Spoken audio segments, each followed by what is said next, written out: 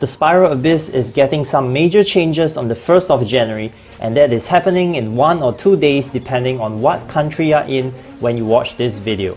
If you are a free-to-play or low-spending player who just hit your 3-star, 6-star or 9-star milestones in the Abyss, be careful as the new Spiral Abyss may just take you by surprise. For the past 12 weeks, the Spiral Abyss was dominated by the Pyro meta. Having 75% Pyro damage bonus on floors 9 and 12 made it so much easier to get those juicy stars and free Primo Gems in the Abyss. But on the 23rd of December, when the 1.2 patch notes came out, we saw that MiHoYo was finally ready to make the change for the meta. Floors 9 to 12 were all getting some changes. There will be new mechanics like Sheer Cold, Rune Braziers, Warming Series, and they were removing a lot of the damage buffs from these floors. So let's quickly run through the new mechanics for the Abyss. MiHoYo has introduced these mechanics in Act 2 and Act 3 of the Dragon Spine event. On floor 9, it will be similar to Act 2.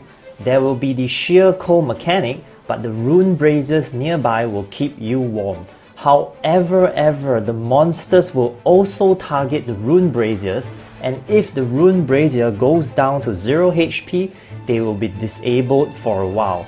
So the tip is just to kill the monsters targeting your Rune Brazier first, similar to how you would defend the Monolith in Spiral Abyss Chamber 11-2 or 12-2. For floor 10, it's similar to Act 3. The Warming Sealy will keep you warm from the Sheer Cold mechanic, but my guess is that the Sealy will be flying around, so it will waste your time and slow down your DPS if you want to run to the Sealy to warm yourself up. Let's take a quick sidetrack here to recall that we just got a lot of free blue fates from character ascensions, and maybe some of you got lucky and rolled 5-star characters and weapons in the limited banner. On top of getting great 4-star character constellations like Bennett, Sucrose and Fischl, I'm sure that everyone's teams are now doing more damage than before. Now let's go back to the meta changes summary. Does it make sense that since everyone now has more damage than before, MiHoYo decided to remove the damage buffs on certain floors? Floor 9 has no more leyline disorder that adds pyro, electro or overloaded damage. Floor 11 has no more electro or superconduct benefits, but we still have the cryo damage bonus. And for floor 12, there is no more pyro damage bonus, but is going to be changed to geo damage bonus instead. You'll also notice from 1st January next year till 15th February, the 3 phases or 3 cycles of Abyss heavily favors cryo-geo crystallized reactions. When you pick up the cryo crystals from the floor, you get extra AoE damage, more attack and attack speed, and even more crit rate. These numbers get really big, and I will talk about them again in the next summary page. Just to be clear, I'm not telling you that Pyro or Electro is a bad or weak element, just that the damage you are doing with Pyro or Overloaded is going to be something like 40% less. Melt, Vaporize, Overloaded are still reactions with good damage, but you are just going to do less damage with it on floor 9 and floor 12. With the special Abyss blessing for Cryo Crystals, notice the meta changing towards Geo and Cryo characters. If you think about it, this lines up perfectly with the Albedo then Ganri banner. Those are Geo and Cryo 5-star banner characters in 1.2, and the Abyss now favors Geo and Cryo for the next 6 weeks. So on floor 9, since you no longer have the bonus damage of Pyro, Electro and Overloaded reactions, your favorite Pyro and Electro characters like Diluc, Klee, Xiangling, Fischl, Kating will do less damage. But Cryo carries like Chongyun, Keia and Ganri when she is out will be decent along with Geo carries like Ningguang and Noel. On floor 11, physical damage dealers like Razor and Kating will no longer be as strong, same for the Electro characters. But instead, Cryo characters will still have a Cryo damage bonus for floor 11. For floor 12, the hardest floor, Pyro carries will no longer be as strong, but geo damage coming from Ningguang, Albedo, Noel, Zhongli, and even MC will become very significant.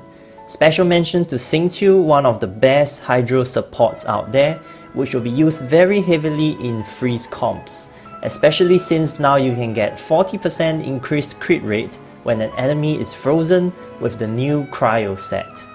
Now just take a look below at the numbers you get from the new Abyss Blessing.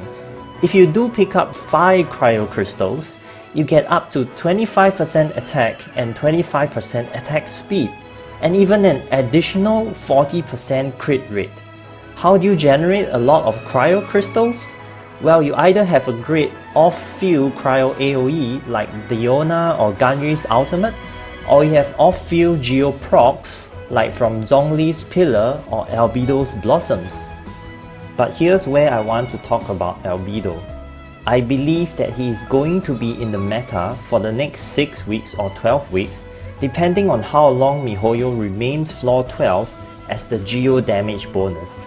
He's a great off-field geo damage support, which will add supplementary damage to your team. He won't screw up your normal elemental reactions because his Blossom proc is a weak application of geo status. It takes a long time for another element status like Pyro or Cryo to disappear. He's very simple to use, just put down his E and start attacking or doing elemental reactions with other characters. For his build, it's a very popular build right now for Albedo. You just want to go defense percentage Sands, geo damage Goblet, and for the circuit slot, it depends on the mix of stats you can achieve. It can either be a defense percentage circlet or a crit damage circlet. Many other videos or math guide YouTubers will tell you defense percentage geo damage, crit damage percent is the way to go for the 3 slots. But please don't listen blindly. There are websites like Genshin Damage Calculator which can help you to choose between Artifact A or Artifact B. You can also do some testing in the actual game. After some calculations and testing, I found out that I was doing 6066 crit with the crit damage circlet, but 6689 crit with the defense circlet. One would think that bigger crit damage total would give me bigger numbers, but surprisingly his E skill scales very well with defense, so I got more damage with the defense percentage circlet instead. I would also probably be doing less DPS with the crit damage circlet because my crit rate is still low at around 50%. In conclusion, there is no correct choice of main stat for the circlet. You just have to do your own calculations with the gear you have and test it out for yourself. We don't know if MiHoYo is going to change the damage buffs in Abyss every 6 weeks or 12 weeks. Maybe the next meta is Anemo damage bonus or Hydro damage bonus. But I did see a teaser of new elite bosses and possible monster changes in 1.3 on the Chinese forums. Floor 12 for the Spiral Abyss in 1.3 looks like there is Ancient Geobishops, Cryosyssin Mages, and Rune Graders. Those are going to be some tough fights. As these leaks are not confirmed, take it with a big grain of salt. One thing I can say for sure is make sure you have a balanced team with a variety of elements, as the Abyss can always change with every new patch and you want to have different characters to cover the DPS needed with every change in meta. I hope you liked this analysis on the meta changes. I'm Donuts and I'm a small YouTuber, so please share this with a friend or two if you like the analysis. I don't post very often, but if I do post a video, it will always be high value and worth your time. Since the new Abyss is coming out, I'll be making more Abyss guide videos, so do subscribe to get the latest updates. Early in January, I'll also be making a banner prediction video on who is coming out on the Ganyu banner. But for now, my guess is Xiangling, Noel, and Barbara. Thanks for watching and see you next time.